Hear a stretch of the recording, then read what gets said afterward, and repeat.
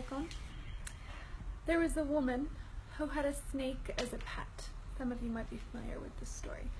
And she took care of that snake and fed it. This is actually a true story of a woman in India who had this snake as a pet. She used to feed it, love it, and used to sleep next to it every night, and the snake would wrap itself around the woman. Until one day, the snake stopped eating completely. Whatever the woman would feed it, it would just completely stop eating. So she got worried about the snake's health.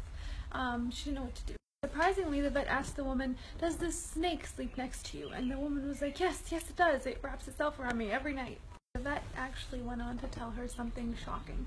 He told her that this 4-meter-long snake that hasn't eaten in a few weeks is actually, this python is actually not sick at all.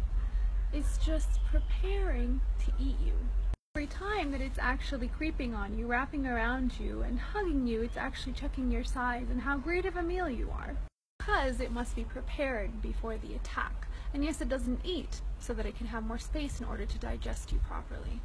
The moral of this story, of course, is that even with people who are very close to you, people who you're very affectionate with, they can have very bad intentions. You need to identify the snake around you and their true intent, because hugs and kisses are not always honest.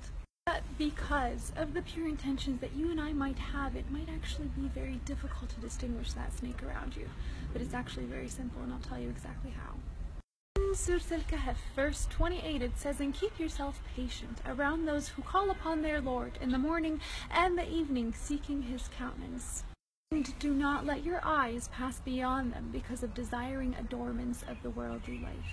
And do not obey or be with the ones whose hearts have been made heedless of the remembrance of God, and who only follow their own desires, and whose cases have gone beyond all bounds." This verse basically means is that we should stay away from those who don't have the ability to restrain themselves from doing the things that God has prohibited us from doing. Simple things like cheating or lying or backbiting. If they haven't done it to you, your turn is definitely coming, and you get my point. And may God always protect us from any evil and keep us around those whom he loves and do the things that he loves and approves of always.